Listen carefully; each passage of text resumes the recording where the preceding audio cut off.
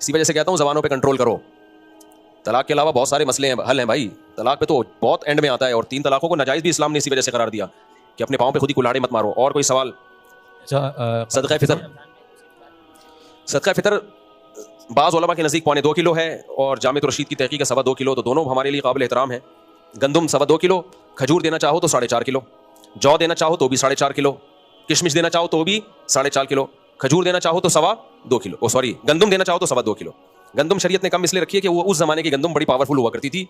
अब तो गंदम सिर्फ कार्बोहाइड्रेट का एक मजमुआ रह गई है। जो हाइब्रिड गंदम आ रही है ना, ये आजकल नुकसान कहते हैं डॉक्टर लोग ज़्यादा दे रही है। बहरहाल देनी 2.25 किलो ही पड़ेगी अगर गंदम। हाँ, रमज़ान में पहले से भी दे सकते हैं, ईद से पहले देने ज़्यादा अच्छा है। और ये भी एक सदका फितर कितनी खानदानी चीज़ है। देखो, आप अपने आपके जितने भी बच्चे हैं ना, उन सब की तरफ से देनी पड़ेगी आपको, जो आपकी कफालत में है। जितने ज़्यादा बच्चे होंगे उतना सदका ज़्यादा है। और ये सदका फितर ईद के दिन वाजिब होता है। पहले भी दे सकते हो एडवांस में, लेकिन वाजिब कब होता है? ईद के दिन। यानी जिसने ईद उल फितर का दिन नहीं देखा उस पर सदका वाजिब नहीं है।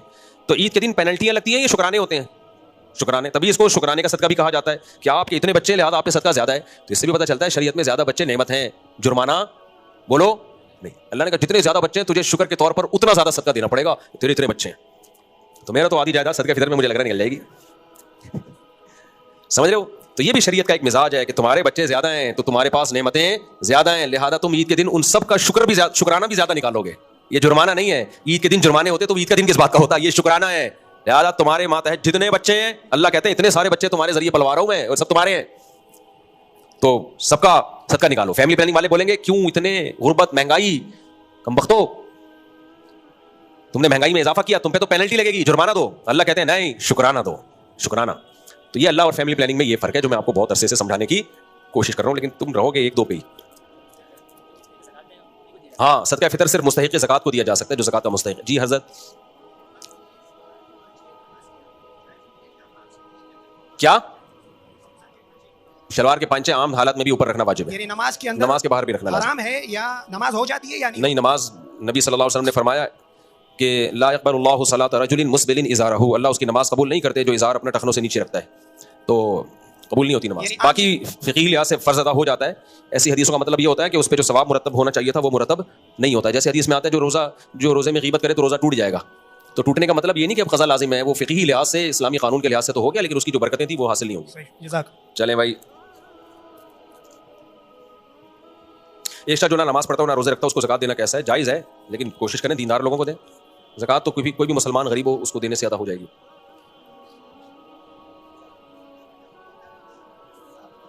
हाँ, सदका करते हुए कह रहे हैं भाई कि लोग 7 दफ़ा सर पे से घुमाते फिर करते हैं, जायज़ नहीं है। आप बस दिल में नियत कर लें कि मैं सदका दे रहा हूँ और अल्लाह तू मेरी मुसीबतों को, परेशानियों को इससे दूर कर दे। कोई बीमार है, सदका करना चाह रहे हैं, अल्लाह मैं सदका कर रहा हूँ तो मेरे बीमार को तू ठीक कर दे, एक दुआ है। उसको घुमाना उमाना वैसे ये बेकार बात है। अस्सलाम वालेकुम। अगर औरत ने रोज़ा रखा और मेंसेस हो गए तो रोज़ा तोड़ सकती है? जी, जब औरत को ने रोज़ा रखा और मेंसेस आ गए रोज़े के दौरान तो रोज़ा टूट गया, उसका खाना पीना शुरू कर दे वो। लेकिन अगर मेंसेस थे और रोज़ा नहीं रखा, मेंसेस की वजह से रोज़ा छोड़ दिया, और रोज़े के दौरान रोज़ा जब छोड़ा हुआ था और मेंसेस बंद हो गए, तो फिर उस पर खाना पीना नाजायज़ हो जाएगा उसके लिए। अगरचे रोज़ा तो नहीं हुआ क्योंकि सुबह सादिक से तो रोज़े नहीं है ना, दोपहर 12 बजे मेंसेस बंद हो गए, तो चूंकि पाक हो गई है तो अब उसको रोज़ेदारों की तरह रहना लाजिम हो गया है। तो अब उसके लिए खाना पीना जायज़ नहीं है, लेकिन ये रोज़ा क़ज़ा करना पड़ेगा क्योंकि सुबह से तो रोज़ा नहीं था ना उसका। यही हुक्म मुसाफिर का है कि किसी ने सफ़र में रोज़ा नहीं रखा, खा रहा था, और इस दौरान वो अपने शहर में दाखिल हो गया तो अब मुकीम बन गया है।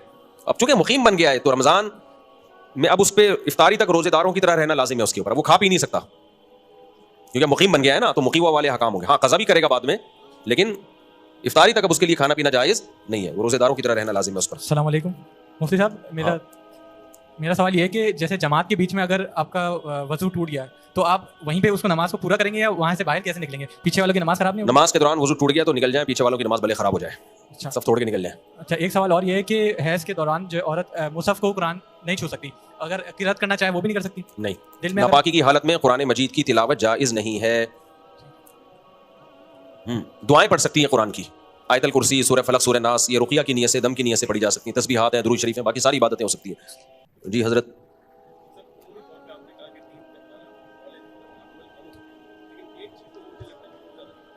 जी हमारा अमल दीन के अंदर कम हो चुका है, लेकिन एक चीज़ में तो मेरा ज़ाती ख्याल है मैं कम इल्म हूँ, और वो है जिहाद। मतलब कोई कुरान मजीद खुद फरमा रहा है कि अल्लाह ताला मोहब्बत रखता है उन लोगों से जो उसकी राह में कत्ल करते हैं। जी। अब वो मामला ठीक है कि 15 साल हमने वजीरिस्तान और वाना वगैरह में इसको भुगता, लेकिन क्या इसका ये मतलब तो नहीं है ना कि हम वो कुरान मजीद के आयात का जिक्र करना ही बंद कर दें और जिहाद में आज गजा में जो जिहाद है उन लोगों ने अपनी जिहादी रूह की बिना पर इसराइल को 1.25 साल मारा है। तो सिर्फ मेरा समझने का तरीका है कि हम गवर्नमेंट तो है नहीं, हम लोग आपस में एक शहर के अंदर रहते हुए, एक मोहल्ले में रहते हुए किस तरह इस चीज को दोबारा रिवाइव कर सकते हैं कि जिहाद की वो रूह आए जिसमें पाकिस्तान के तमाम लोगों ने शामिल होकर आज तक जो है ना वो इसका अहद निभाया। देखें, ये बात आपकी दुरुस्त है, इस्लाम में बेतहाशा फजीलत है जिहाद की, लेकिन उलमा का काम होता है तमाम पहलुओं से किसी चीज़ को देखना।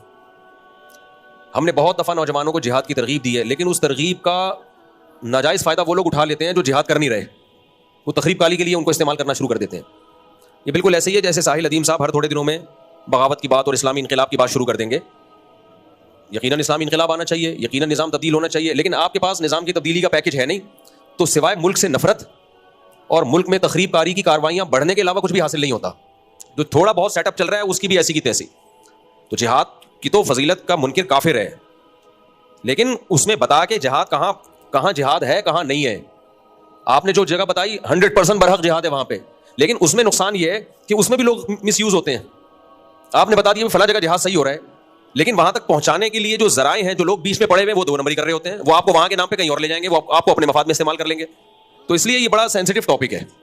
बाकी जिहाद का मुनकिर तो काफिर है मेरे भाई, ये तो और क़यामत तक जिहाद जारी रहेगा। तो इसमें हजरत मुफ्ती अब्दुल रहीम साहब के जिहाद पे लेक्चर्स हैं सही बुखारी के, बहुत खानदानी लेक्चर्स हैं। उनका चैनल उन्हीं के अपने चैनल पे है ना, क्या चैनल, मुफ्ती अब्दुल रहीम के नाम से लेक्चर है सही बुखारी में किताबुल जिहाद में। 10 लेक्चर अपलोड हो चुके हैं, तो वो लाजमी सुने आप। तो उसमें जिहाद की फजीलत भी है, जिहाद के आदाब भी हैं, और कुरान और सुन्नत से कि कहाँ जिहाद होगा कहाँ जिहाद नहीं होगा। उनका तो तजर्बा भी बहुत है इस बारे में। हम इतने बेवकूफ़ नहीं जितने आपको नजर आ रहे हैं। कभी खुशबू लगा के आओ तो फिर पता चलेगा क्या है। लोग समझते हैं कुछ शादी के अलावा कुछ नहीं आता। मुझे जो आता है ना वो बता दिया तो बयान में ही नहीं आओगे तुम लोग। इतने बेवकूफ़ हम हैं नहीं जितने आपको नजर आते हैं, समझ रहे? आहिस्ता से बोला मैंने, ज़्यादा जोर से। आगे चलो। मौलवी साहब, अच्छा हमारे मोहल्ले से जमात निकल रही है 40 दिन का ना, तो मेरी वालदा को मतलब हॉस्पिटल में उसको केमोग्राफी जो इंजेक्शन होती है शौकत खानम में, तो उसको वो भी हो रही है। और मेरी वालदा मुझे कह रही है कि आप चले जाओ, लेकिन मेरी जो वाइफ है वो मुझे कह रही है, कभी कह रही है कि हाँ चले जाओ, कभी बोल रही है नहीं चले जाओ। तो मुझे खुद भी समझ नहीं क्या वालदा हॉस्पिटल में? वालदा का भी मसला है, लेकिन वालदा तो मेरे को कह रही है कि आप चले जाओ। कहाँ चले जाओ? बीवी को लेके अलग? नहीं, मतलब 40 दिनों के लिए तबलीग में जमात जो वालदा कह रही है चिल्ले पे चले जाओ, बीवी कह रही है, बीवी कभी कह रही है चले जाओ, कभी कह रही है नहीं जाओ। अबे चिल्ला लगा ले जाके, बार बार मौका जिंदगी में हर दफा मौका नहीं मिलता। बीवी को भी लेके जाओ साथ में। ये बड़ा अजीब है, बीवी घर में होती है, खुद जा रहे होते हैं, बीवी को भी लेके जाओ। अल्लाह के बंदो, घर जब बनता है जब मियाँ बीवी दोनों नेक हों। अगर एक भी नेक नहीं है ना तो बच्चा उसको फॉलो करता है जो नेक नहीं है, समझ रहे हो? आपकी बीवी पर्दा नहीं करती, आप पर्दे के फजाइल सुनाते हो, बेटी आपकी बीवी को फॉलो करेगी, आपको फॉलो इल्ला माशाल्लाह 100 में कोई एक निकल आए। तो इसलिए दोनों का, तो तबलीग में जाओ दोनों, बीवी को भी लेके जाओ। फिर देखो घर में एक बरकतें आती हैं, ऐसा जबरदस्त घर में मामूलात का माहौल बनता है। मैं तो खुद अपने घर वालों को चाहता हूँ तबलीग में लेके जाऊँ, लेकिन मैं मशहूर होने की वजह से कहीं जाने के काबिल ही नहीं रहा। तबलीग के अलावा कोई ऑप्शन नहीं है इस्लाह का। या तो कोई बहुत नेक बुजुर्ग, अल्लाह वाले बुजुर्ग, आजकल बुजुर्गों पर टाइम ही नहीं है। बुजुर्ग मार्केट में शार्ट तो नहीं हुए, कम हो गए हैं, लेकिन है। दूसरा ये कि मर्दों पे तो उनकी तवज्जो होती है, औरतों पे तवज्जो दे नहीं सकते, टाइम ही नहीं है ना। खुतूत का दौर चला गया, अब खुतूत लिखो इतने बड़े बड़े। फिर बाज तो बुजुर्ग हैं नहीं, वो बने हुए हैं। वो किसी खातून को बैत करके क्या करते हैं, वो खातून अपने शौहर के सारे राज खतों में लिख लिख के फाश कर देती हैं, मेरा मियाँ ऐसा है, मेरा मियाँ वैसा है, मेरा मियाँ। उनका इस्लाही ताल्लुक ये चल रहा होता है। तो 2 नंबर बुजुर्ग की बात कर रहा हूँ।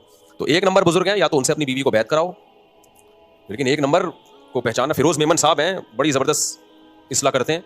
तो कोई बैत होना चाहता है ना, फिरोज मेमन साहब हजरत हकीम अख्तर साहब के खलीफा हैं। अपनी बेगम को भी उनसे बैत करा दे, खुद भी बैत हो जाए। इंसान का बच्चा ना बने, मेरा नाम बदल देना।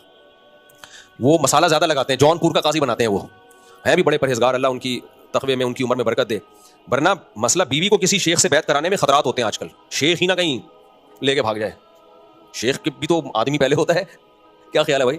ऐसे वाकयात आए हैं, बीवी को किसी पीर और मुर्शिद से बैत करा दिया, चल भाई अकेला घूम रहा है, बीवी आशिक हो गई पीर साहब पे। तो इसलिए ये तसव्वुफ का जो शोबा इंतहाई हसास शोबा है, इसमें हर एक पर एतमाद मत किया करो। तो फिरोज मेमन साहब का नाम मैं ऐसे ही नहीं ले रहा कि वो बहुत अल्लाह करे इसी तकवे पर कायम रहे वो। तो वो तो आपको ऐसी नज़र झुकाना सिखाएंगे ना कि शायद बेगम को भी ना देखो आप। मजाक कर रहा हूँ, ऐसा है नहीं। वो बेगम की मोहब्बत दिल में डालते हैं। तो हाँ, वो दूसरी शादी से मना करते हैं लोगों को, तो वो मेरे पास आ जाया करो ये सीखने। इस सिलसिले में आप किससे रब्ता करें? हमसे रब्ता करें। इस्लाही ताल्लुक़ के लिए आप हज़रत फिरोज मेमन साहब से रब्ता करें, बहुत फ़ायदा होता है। तो अल्लाह वाले हज़रत मौलाना मोहम्मद अहमद साहब हैं, हमारे पड़ोस में रहते हैं, बड़े अल्लाह वाले बुजुर्ग हैं, इनसे भी इस्लाही ताल्लुक़ कायम कर सकते हो। मुझे भी इजाज़त बैत मिली हुई है, लेकिन मेरे पास टाइम नहीं है, और जब काम कर नहीं सकता आदमी क्यों करे। तो जब अल्लाह हमारे शेख की तरफ से तो हुक्म है कि शुरू करो लोगों को बैत करना, लेकिन हमारे पास टाइम नहीं है और कैसे संभालेंगे हम? जो काम हमारे जिम्मे है वो नहीं निमट रहे हमसे, एक और काम हम जिम्मे ले लें तो इसलिए हमसे नहीं हो पा रहा।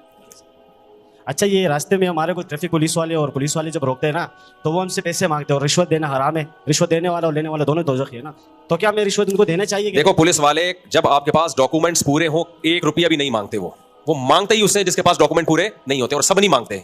बहुत से ऐसे भी हैं जो आप दोगे भी नहीं हो चालान काटेंगे। लेकिन जब आप में गड़बड़ होती है तो ये नौबत आती है। आप डॉक्यूमेंट्स पूरे, आप लाइसेंस बनवाओ, आप बाइक के कागजात पूरे रख के चलो, तो ये नौबत ही नहीं आएगी।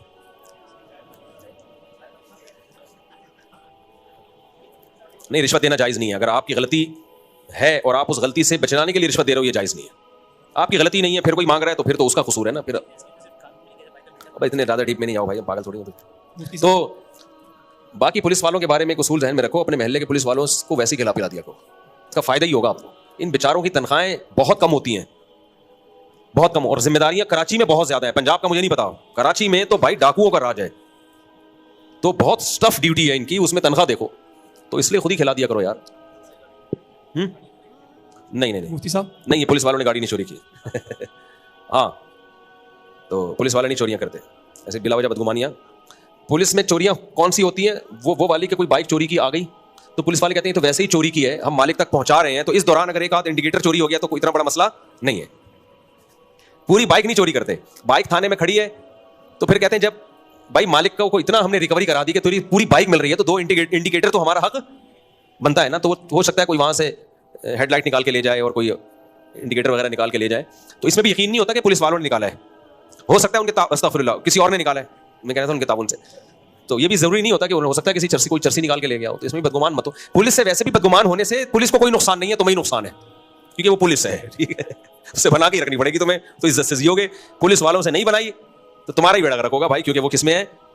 वो पुलिस में है, तुम थोड़ी पुलिस में हो। मुफ्ती साहब, ये आजकल ये कुंडे पे जो एसी लगा रहे हैं, सही, एक बंदा था, नाम नहीं लूंगा, उसने यानी कुंडे पे ना लोगों को पानी दे रहा था, पानी कुंडे पे पानी? हाँ ना, बिजली की। अच्छा। तो फिर मैंने उसको बोला यार ये तो सही नहीं है, मुझे पता चला, मैंने तो टैंकी पूरी खाली कर दी। फिर उसके बाद देखो कुंडे की बिजली जायज नहीं है, चोरी की बिजली है, गलत है, लेकिन उससे जो पानी भरोगे वो पानी नाजायज नहीं है। आपने पूरी टैंकी खाली कर दी कुंडे की बिजली, तो टैंकी खाली करके तो कौम का भी नुकसान किया, पानी का भी नुकसान किया, अपना भी नुकसान किया, वो तो डबल नुकसान हो गया। इन्होंने शायद नमाज नहीं, नमाज भी हो जाएगी, क्योंकि ये चोरी का पानी नहीं कहलाएगा, चोरी की बिजली कहलाएगी। अब ये जो कुंडे की बिजली से जूस बना के बेच रहे हैं, मिल्क शेक, तो वो अमल गलत है, लेकिन उससे मिल्क शेक थोड़ी गलत हो जाएगा। वो केला भी अपने पैसों से, वो मिल्क शेक जब गलत होगा जब केला भी चोरी का हो, केला भी। तो बिजली इस्तेमाल करना गलत है, उस बिजली से जो चीजें बनेंगी वो गलत नहीं हो जाएंगी। नहीं, एसी का इस्तेमाल चोरी की बिजली से जायज नहीं है, पानी भी जायज नहीं है, लेकिन पानी भरना जायज नहीं है। भर लिया तो पानी मत फेंको, अब इस्तेमाल करो उसको। ये अमल गलत था, लेकिन वो पानी गलत थोड़ी, पानी थोड़ी चोरी का है। पानी का इस्तेमाल जब नाजायज होगा जब किसी की दुकान से पानी की बोतल चोरी करके आप ले गए, वो गलत हो जाएगा। अस्सलाम वालेकुम हज़रत साहब। हज़रत साहब, आप दूसरी तीसरी शादी की बात करते हो, हमारे घर में तो अगर हम दूसरी शादी की बात कर देते हैं तो जंग छिड़ जाती है। बिल्कुल ऐसा आपके इलाके में दूसरी शादी की बात करें तो जंग छिड़ जाती है? हमारे घर के अंदर, इलाके की बात नहीं कर रहा हूँ, घर में। वरना अगर पहले के दौर में देखा जाए तो हमारे बाप और 2 शादियां करते थे, लेकिन उस वक्त कोई ऐसे माहौल नहीं होता था। और अगर अभी बात करें तो सबसे पहले माँ खड़ी हो जाती है बहू के हक में, कहने लग जाती है कि आप स्वतंत्र लेके आ रहे हो अपने घरवाली के। तो इस तरह फिर कोई, देखो, आपके बाप दादा करते थे, आप नहीं कर रहे क्योंकि वो आपके बाप दादा थे। तो आप भी 2-4 शादियां करके बहुत सौ के बाप दादे बन जाओ। अब ये तो जंग तो छिड़ेगी भाई, जब दूसरी शादी होगी जंग छिड़ेगी, ये तो नेचुरल है। इसमें ये कहना कि नहीं छिड़े तो कोई बात नहीं। वालदा को भी मुखालफत करने तो आप अपना काम करो, वालदा से अच्छे सलूक से बात करो। अब अम्मा को बोलो, अम्मा एक बहू आपकी खिदमत कर रही है, मैं चाहता हूँ 4 बहुएं आपकी खिदमत करें। मुझे ये बिल्कुल पसंद नहीं है कि एक बहू आपके पाँव दबा रही है, सर दबाने वाला कोई है ही नहीं, मुझे बिल्कुल पसंद नहीं है। स्टाइल चेंज करो थोड़ा सा।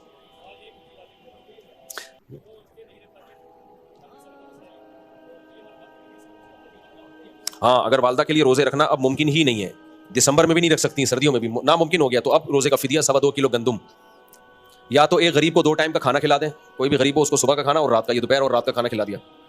ये भी कर सकते हैं कि दोपहर का खाना 2 दफ़ा खिला दिया, यानी हफ्ते के दिन भी खिला दिया, इतवार के दिन भी खिला दिया, इससे भी फिदिया अदा हो जाता है। यानी कोई भी किसी भी एक ही गरीब को 2 टाइम का खाना तो ये खिला दें, या 2.25 किलो गंदुम, या उसकी कीमत दे दें, तो एक रोजे का फिदिया हो जाएगा। मुफ्ती साहब, रमजान मुबारक में ना तो सहरी डन और अफ्तारी डन का स्टेटस लगाते, तो ये लगाना सवाब है क्या?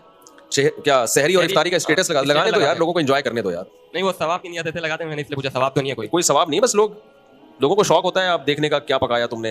हर आदमी का अपना एक, अपनी बीवियां नहीं दिखाओ बस, हमें फैमिली व्लॉग से भी कोई तकलीफ नहीं है।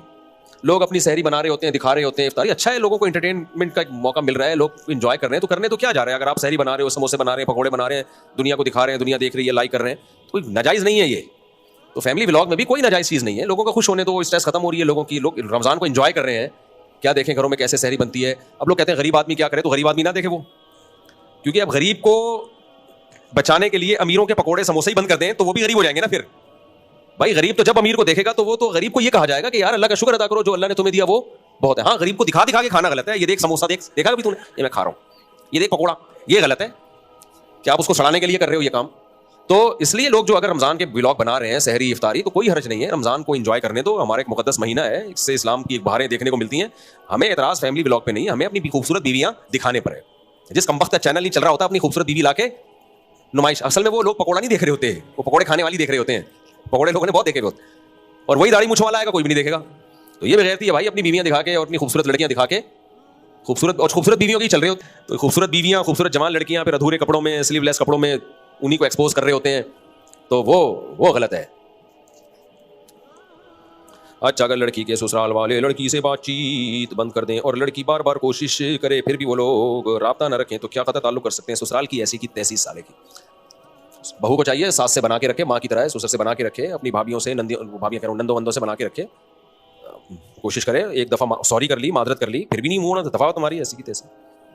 जब कोई आदमी सॉरी कर ले ना, माजरत कर ले, फिर नहीं बनता कि फिर आप मुँह बनाएं उससे। सॉरी करना इस ज़माने में बहुत मुश्किल काम है भाई। लोगों में तकब्बुर है, कोई माफ़ी नहीं मांगता। अगर किसी ने माफ़ी मांग ली, एक्सक्यूज़ कर लिया, तो भाई गलती हर एक से होती है। व खैरुल खताईन तव्वाबून, बेहतर खताकार वो हैं जो सॉरी कर लें। जब सॉरी कर ली खत्म, फिर भी ससुराल मुंह चढ़ा के बैठा हुआ है, तो ये ससुराल नहीं है, इसराइल है ये। बाल बनाओ, बहू का फायदा यही है कि ससुराल से बना के रखे वो, इसमें फायदा ये है भाई। शौहर बच्चे बड़े हो जाते हैं, शौहर बूढ़ा हो जाता है, टाइम गुजर जाता है, फिर बहू ही की हुकूमत होती है उस घर में। तो इसलिए थोड़ा बहुत सासों को बर्दाश्त कर लेना चाहिए। सासें हमेशा नहीं रहती, और जो सास जितनी टेंशन वाली होती है मरती भी वही है जल्दी। जो खुश अखलाक सास होगी वो देर से मरेगी। जो हर वक्त बहू को टेंशन दे के रखती है, तो इसका मतलब वो खुद भी टेंशन में, तो वो मरेगी भी जल्दी। तो ऐसी बहुओं को मैं कहता हूँ ये थोड़े दिन की बात है, ये खुद ही मर जाएगी ब्रेन हेमरेज से। तो बर्दाश्त कर लो थोड़े दिन, फिर इस घर में तुम्हारी हुकूमत होगी। तलाक़ें ले लेके भागना और फिर ससुराल को टेंशन देना और फिर ये और वो, इससे क्या होगा? तलाक याफ्ता औरत हो जाओगी, फिर दोबारा शादी में मसाइल, फिर वो बहुत दफ़ा वो इज्जत नहीं मिलती तलाक याफ्ता को। तो अभी कमारी चढ़ी चाड़ गई थी, बना के रखो ससुराल में अपनी। अगर लड़का अपनी बीवी बच्चों के साथ अलग घर में रहना चाहे, तो क्या इस लड़के पर घर वालों और माँ बाप को छोड़ने का गुनाह होगा? नहीं भाई, कोई गुनाह नहीं है। शादी के बाद अलग होना नेचुरल है, तो ना हो अलग तो अच्छी बात है। अगर मोहब्बत से रह रहे हो, बिला वजह अलग होने में बड़े नुकसान आते हैं। जॉइंट फैमिली में अगर मोहब्बतें हो ना, तो फिर जॉइंट फैमिली से बड़ी कोई नेमत नहीं है। लेकिन मोहब्बतें आजकल क्या चल रही हैं? शार्ट चल रही है, इसलिए फिर हम कहते हैं अलग हो जाओ। मोहम्मद मुफ्ती साहब, सदक़े फ़ितर किन पर वाजिब है? इसका पूरा मैंने निसाब बताया था भाई, लंबा बयान है मेरा, उस दिन तरावी में पूरा डिटेल से बताया है। जिस पे ज़कात वाजिब है उस पर तो सदक़े फ़ितर वाजिब भी है, उस पर तो है ही। लेकिन इसके अलावा जिसके पास कोई ऐसी प्रॉपर्टी पड़ी हुई हो जो पूरे साल इस्तेमाल ना होती हो, ये ज़रूर से ज़ायद हो, या प्रॉपर्टी इस्तेमाल नहीं होती, बेशक साल भी नहीं गुजरा, तो भी सदक़ा फ़ितर वाजिब है उसमें। मैं डिटेल से बता चुका हूँ इस मसले को, अभी बताया, पूरी असर की नमाज हो जाएगी। और क्या है मेरे भाई, आजकल मेरी मीम्स बनाना शुरू कर दी लोगों ने, हम ऐसे करके ना सवाल पढ़ रहे होते हैं। और क्या मेरे भाई, जाओ अच्छा भाई। जी हाँ, स्लीपिंग पार्टनर जिसने पैसे लगाए हैं उसी पे तो ज़कात है, जिसने पैसे नहीं लगाए उस पे ज़कात नहीं है, क्योंकि वो तो वर्क कर रहा है ना। वर्क पे थोड़ी ज़कात होती है, ज़कात तो उसके होती है जिसका पैसा लगा हुआ है। और जो इन्वेस्टर पैसा लगाता है उस पैसे पे ज़कात नहीं होती, खूब समझ लो। उस पैसे से जो माल खरीदा गया है, उस माल की मार्केट वैल्यू देखी जाएगी, उस वैल्यू पे ज़कात होगी। अकेले में पूछें।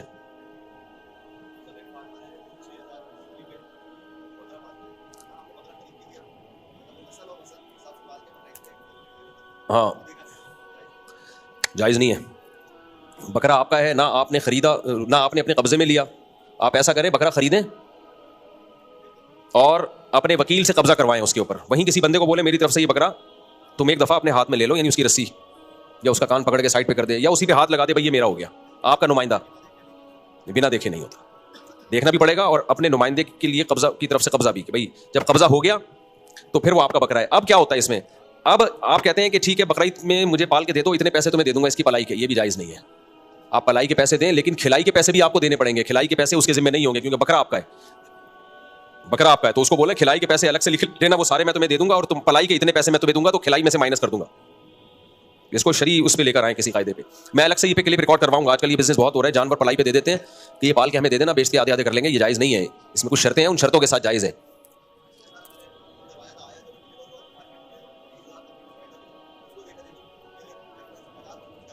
नहीं नहीं, आप उस जब ऐसा हो गया, जब बकरा आए तो आप उसको फोन करके कह रहे हैं पुराना मुआहदा हमारा सारा कैंसिल हो गया, पैसे दो, पैसे लो, जो खर्चा हुआ है वो मैं तुम्हें दूंगा, अब ये बकरा तुम्हारा है तो अब मैं तुमसे खरीद रहा हूँ नए सिरे से कीमत लगा के खरीद लें उसको। क्या बोल रहा है?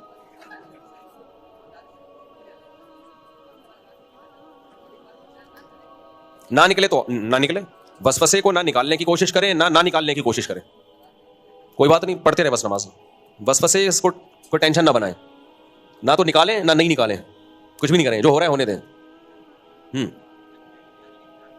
क्या एग्जाम की तैयारी के लिए तरावी छोड़ सकते हैं या नहीं? तरावी सुन्नत मुअक्कदा है, कोई शदीद उज़र हो तो छोड़ी जा सकती है, अब इम्तिहान बाकी है जो, तो फिर कम मुख्तसर पढ़ लें, अलम तरह से पढ़ लें, अलम तरह से पढ़ लें, वो भी अगर नामुमकिन हो गया, मुश्किल हो गया, आपको डर है कि इम्तिहान, तो फिर छोड़ सकते हैं, लेकिन नॉर्मली तरावी छोड़ना ठीक अमल नहीं है, नापसंदीदा अमल है। नापाकी की हालत में कुरान नहीं पढ़ सकती। हाँ भैया, एक आखिरी सवाल ले लेते हैं बस जी।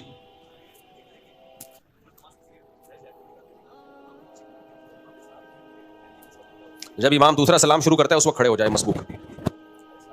नहीं, गलत करते हैं, जब इमाम दूसरा सलाम फेरे फिर खड़े हो, क्योंकि इसका इम्कान है कि हो सकता है इमाम ने सद्दा साहब करना हो, अगर वो करना होगा तो आपको भी करना पड़ेगा उसके साथ जी।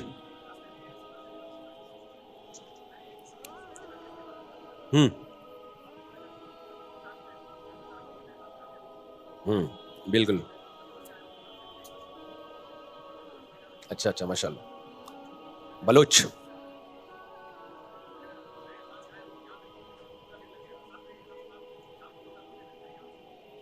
बस आप जब निकले थे बलूचिस्तान से अपने घर से, उस वक्त सहरी का वक्त वहां था और सहरी का वक्त खत्म हुआ आपके शहर में ही, तो उस वक्त आप मुसाफिर बने नहीं थे, तो इसलिए आप पर रोजा रखना वाजिब था। मुसाफिर बनने का इरादा करने से रोजा छोड़ना जायज नहीं हो जाता, मुसाफिर बनने से होता है। तो उस वक्त तक बने नहीं थे, सहरी का वक्त आपका अपने घर पे ही अपने शहर में ही हो गया खत्म, तो आप पे रोजा वाजिब हो गया। ठीक है, अब आप कराची आ गए, आप 15 दिन ठहरने की नीयत नहीं है ना आपकी, तो अब आप मुसाफिर हो, तो यहाँ जब सहरी का वक्त होगा तो आपके पास ऑप्शन है, रोजा छोड़ भी सकते हो, रख भी सकते हो। अब अफजल क्या है इसमें? अगर बहुत ज्यादा मशक्कत का खतरा है कि सफर की बहुत थकावट हो जाएगी, मुश्किल हो जाएगा रोजा, तो फिर छोड़ देना अफजल है। अगर ऐसा नहीं है तो फिर रखना अफजल है, ताकि रमजान की फजीलत हासिल हो। तो शहर में तो आप कराची में तो रखना ही अफजल है, यहाँ वो टेंशन थोड़ी है, ऊँट पे थोड़ी सफर करके जा रहे हो।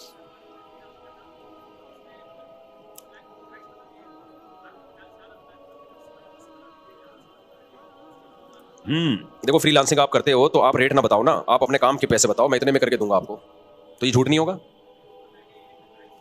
हाँ, तो फिर जब वो पूछ रहा है कि इसके आजकल मार्केट रेट क्या चल रहे हैं, तो फिर आप गलत रेट बताओगे तो झूठ हो जाएगा। आप बोलेगा भाई मार्केट का मामला क्या है, भाई हम लोग तो इतना लेते हैं, ये बोलो भाई हमें तो इतने चाहिए, हम तो 4 शादियां करते हैं, तो फिर हम तो इतने जी।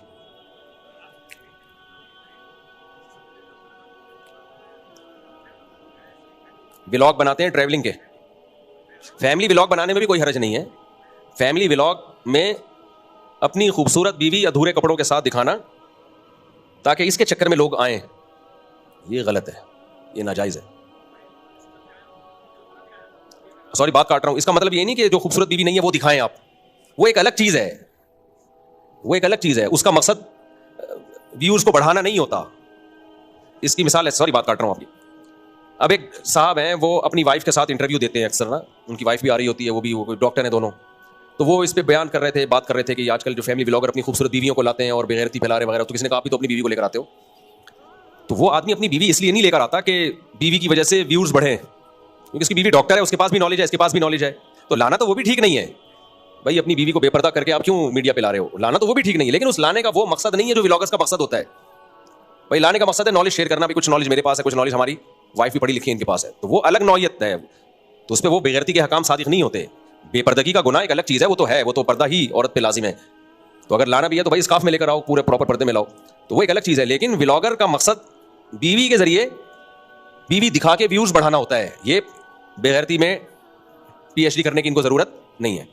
तो व्लॉगर्स की भी दो किस्में, कुछ आ रहे हैं अपनी बीवियों के साथ भी आ रहे होते हैं, उनकी बीवी पर्दा नहीं करती, वो गलत है, नाजायज है, लेकिन उनका मकसद बीवी के जरिए व्यूज लेना नहीं होता, बल्कि उनकी नेचुरल रूटीन का हिस्सा होता है, तो गलत तो वो भी है, नाजायज वो भी है, लेकिन वो उस दर्जे की बेगैरती नहीं। कुछ व्लॉगर तो करते ही हैं, खूबसूरत बीवी लाएंगे, उनको पता है बीवी खूबसूरत है, पब्लिक देखेगी, और ये जिसको हटा दिया व्यूज ही गायब हो जाएंगे, फिर उसमें भी इनकी बेगैरती रुकती नहीं है। शुरू में कपड़ों में ला रहे होंगे, फिर आहिस्ता आहिस्ता कपड़े कम करना शुरू करते हैं, और आजकल तो वो बेहूदगी हो रही है, बीवी के साथ बोसो के नार हो रहा है और गले मिल रहे हैं। यार तुम अपने बंद कमरे की चीजें दुनिया को क्यों दिखा रहे हो, ये बेगैरती है। अच्छा आप सॉरी बात आपकी मैंने काटी, आप वो भी बलोचिस्तान से कोई भरोसा नहीं। अच्छा खैर, हाँ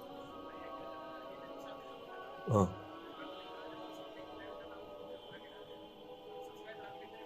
अच्छा, ये भाई व्लॉगिंग कर रहे हैं, बलोचिस्तान से आए हैं, कह रहे हैं मेरे सब्सक्राइब बढ़वा दें। आपके चैनल का नाम क्या है? एजाज बलोच 710। देख लें, हो सकता है अच्छे व्लॉग हो इनके। तो एजाज बलोच 710, मेरे बस में यही था, मैंने अनाउंस कर दिया। हैं? अच्छा अच्छा, चलो ठीक है, सही है। हाँ, बलोच हो तो कैसे मना। चलें भाई।